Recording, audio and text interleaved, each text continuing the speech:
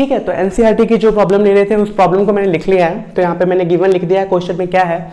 तो ये एनसीईआरटी का 1.5 है एग्जाम्पल, देख लीजिएगा आप, एनसीईआरटी एक्सरसाइज में है। क्या बोल रहा है कि हमें मास निकालना है। किसका निकालना है? सोडियम एसीटेट का। तो लिख लिया भैया, mass of the sodium acetate निकालना है। ठीक है, वॉल्यूम हम लोग को 500 ml गिवन है, वॉल्यूम दे रखा है। नहीं, थोड़ा सा डायग्राम बना दूं क्या, आपको और अच्छे से समझ आएगा। चलिए, मैंने बोला एक कोई बीकर है, इसका वॉल्यूम दे रखा है, इसमें जो वाटर है वो कितना है 500 ml। ठीक है, इसमें इसने डाला सोडियम एसीटेट को। किसको डाला? सोडियम एसीटेट को। बोल रहा है कितना डाला है, बताओ। सोडियम एसीटेट डाल दिया, बोल रहा है कितना डाला है, बताओ। कितना गाढ़ा है ये सॉल्यूशन जो बना, उसका कंसंट्रेशन भी गिवन है। कंसंट्रेशन कितना गिवन दे दिया? 0.375 मोलैरिटी। इतना गाढ़ा सॉल्यूशन है, बोल रहा है 500 ml सॉल्यूशन है, इतना गाढ़ा सॉल्यूशन है, कितना डाले हो वो बता दो। ठीक है, बता देते हैं। हमने क्या बोला था? एक फॉर्मूला मत भूलना बस। तो क्या फॉर्मूला था वो? मोलैरिटी का। जी हाँ, क्या था formula? Mass of solute, mass of solute upon molecular mass. Very good, याद है बिल्कुल। Molecular mass into 1000 upon volume in millilitre. बता रखा था कि जब भी मिलीलीटर में वॉल्यूम होगा तो आपको 1000 लगा के लीटर में करिए, क्योंकि हम मोलैरिटी लीटर के हिसाब से निकालते हैं कि 1 लीटर में कितने मोल्स डिसॉल्व है। चलिए, तो अब देखते हैं। मोलैरिटी गिवन है, कितना गिवन है? 0.375। ठीक है, मास ऑफ सॉलिड हम लोग को निकालना है, तो इसको x मान लेते हैं। ठीक है, ओके। मॉलिक्यूलर मास गिवन है क्या? हाँ जी गिवन है। कितना? 82.0245। ठीक है, इंटू 1000 गिवन है, वो तो भाई पता ही है हमें। ठीक है, 1000 हम लोग को पता ही है। वॉल्यूम कितना गिवन है? 500 ml। ठीक है, अब देखिए x निकालना कौन सी बड़ी बात है यहाँ पे। ये तो हम 9th 10th में पहुंच गए, सिंपल सी मैथमेटिक्स से कुछ करना ही नहीं है। तो आप यहाँ से इजीली तरीके से x निकाल देंगे। कैसे? क्रॉस मल्टीप्लाई कर देंगे। 0.375 इंटू 82.0245 इंटू 500 एंड अपॉन में क्या आ जाने वाला हम लोगों का? 1000। तो यहाँ से x की कैलकुलेशन करिए। कैलकुलेशन मैं नहीं करूंगा, बहुत लंबा टाइम लग जाएगा, बट सिंपल कैलकुलेशन है। 500,000 2 टाइम्स कट जाएगा, इसको अप्रोक्सीमेटली 82 लेके सॉल्व कर लीजिए। तो इसको सॉल्व करेंगे तो 15 पॉइंट समथिंग आंसर आने वाला है इसका, 15.38 ग्राम। ठीक है, तो x की वैल्यू कितनी आने वाली है? 15.38 ग्राम। और ये हम लोगों का क्या हो जाएगा? आंसर हो जाएगा इस क्वेश्चन का। ठीक है, तो आई होप आप समझे होंगे इसमें किस तरीके से क्वेश्चन को निकालना है, बड़ी इजी तरीके से। बस इस फॉर्मूले को याद रखें और वैल्यू पुट करते जाइए। ठीक है, ओके। चलिए आगे बढ़ते हैं थोड़ा आगे। अब हम क्या देखते हैं, ये क्वेश्चन तो आप कर लेंगे आसानी से। गुड। अब देखिए, एक चीज समझाना चाहता हूं मैं। बुक में ऐसे भी दे रखा है, तो आप बुक को देख के कहीं कंफ्यूज ना हो जाए कि अरे सर ने इसे कराया, बुक में कुछ और दे रखा है। थोड़ा सा समझिए उस चीज को। अगर आपसे कोई जनरली पूछ दे कि 0.375 मोलैरिटी, इसका मतलब क्या है? सिर्फ इतना दे दे कि व्हाट डज इट सिग्निफाइज। क्या पता था ये, क्या पता लगता है इस चीज को देख के? तो इस चीज को देख के आपको पता लगता है कि 1 लीटर सॉल्यूशन में, यानी 1000 ml सॉल्यूशन, 1 लीटर या 1000 ml सॉल्यूशन में 3.375 ग्राम सोडियम एसीटेट का है। यानी ये क्या बताता है? It mean, what does it mean?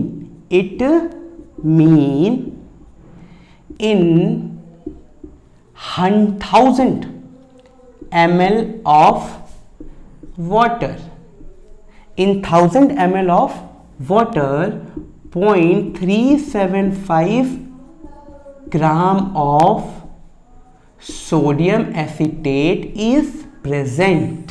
तो ये जो मीनिंग है ना 0.37 m मोलैरिटी का, मतलब ये सिग्निफाई करता है, ये बताता है। तो ये चीज को भी जानना बड़ा जरूरी था। ठीक है, तो इस तरीके से बता सकता है कोई। 1000 ml में इतना है तो 500 ml में कितना होगा? मल्टीप्लाई कर दो भाई। ये तो हम आ गए उसी पे। ये काम का दाम 10 रुपए है तो 2 के कितने होंगे? सिंपल। ठीक है, तो आई होप आपको अच्छे से समझ आया होगा। चलिए एक छोटा सा क्वेश्चन और ले लेते हैं ताकि आपका मोलैरिटी वाला कंसेप्ट पूरा अच्छे से क्लियर हो जाए। मान लीजिए आपको कोई बोल दिया, if the find the calculate the concentration of nitric acid. ठीक है, ये भी एग्जांपल अच्छा है। कौन सा एग्जांपल है? मैं लिख देता हूं एनसीईआरटी का, ताकि आप उस क्वेश्चन को अच्छे से देख सके। ये है एग्जांपल नंबर 1.6। क्या बोला है, फाइंड द कंसंट्रेशन। सबसे पहले गिवन डाटा लिख लेते हैं कि गिवन क्या क्या है, ठीक है। तो गिवन डाटा हम लोग के पास क्या क्या है, तो गिवन है हम लोग के पास find the concentration of nitric acid moles per litre sample which is the density given है भाई साहब। चलिए डेंसिटी ले लेते हैं, तो डेंसिटी कितना गिवन है 1.41 gram, I guess 1.41 gram, 1 gram millilitre per millilitre, ठीक है।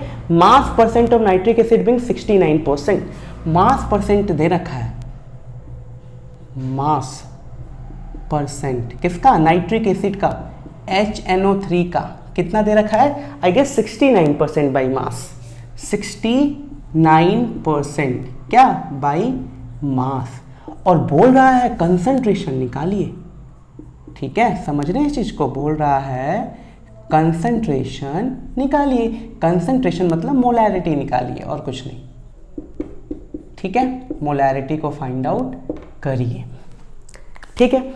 चलिए तो सबसे पहले हम देखते हैं, अगर मुझे मोलैरिटी निकालना है अपने वाले फॉर्मूले से, ठीक है, जो हमने फॉर्मूला बनाया था, और भी तरीके से करने के हम अपने वाले फॉर्मूले से इसको करने की कोशिश करेंगे, ताकि ज़्यादा फॉर्मूला याद ना करना, आपको एक फॉर्मूला याद करें और कर ले क्वेश्चन। तो अगर हम अपने वाले फॉर्मूले को लगाए यहाँ पे, तो मोलैरिटी इज इक्वल टू क्या था, मास ऑफ सॉल्यूट, जी हाँ mass of solute upon molecular mass, जी हाँ बिल्कुल, into 1000 upon volume in millilitre.